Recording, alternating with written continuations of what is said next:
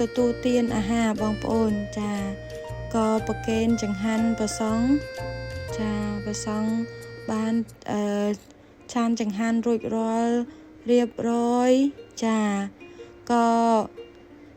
វេលាប្រហែលជាម៉ោង2រសៀលចាបងប្អូនជាអ្នករបាំចា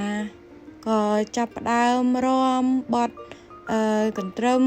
ចាបទឆាយ៉ាំហើយបងប្អូនឆាយ៉ាំគឺគាត់រាំចាបើរាំគិតពីសាច់រាំវិញចូលចិត្តប្រហែលជា1ម៉ោង2ម៉ោងដែរហើយបងប្អូនចាគឺមានភាពសាមគ្គីភាពសប្បាយរីករាយណាស់ហើយបង្ហាញអំពីសម្បត្តិវប្បធម៌អរិយធម៌ចាសិល្បៈនេះបង្ហាញថាជាជាតិខ្មែរពិតប្រាកដស្រឡាញ់គ្នាពិតប្រាកដចាអញ្ចឹងក្នុងវីដេអូនេះខ្ញុំធ្វើឡើងគឺបង្ហាញអំពីការស្រឡាញ់គ្នាទៅតាមឈ្មោះនៃសមាគមព្រះពុទ្ធសាសនាសាមគ្គីគ្មានព្រំដែននេះពិតជាសមឈ្មោះថាសមាគមព្រះពុទ្ធសាសនាសាមគ្គីគ្មានព្រំដែនពិតប្រាកដមែនដែល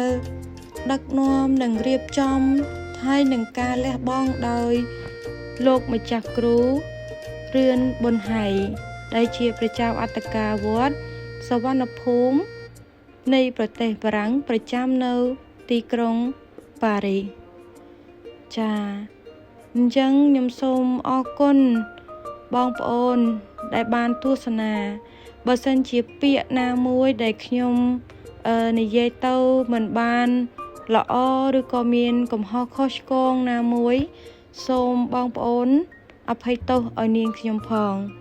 ចាសូមជូនពរបងប្អូនអនុមោទនានៅបុណ្យកុសលដូចគ្នាដោយដែលនាងខ្ញុំបានធ្វើសូមអរគុណ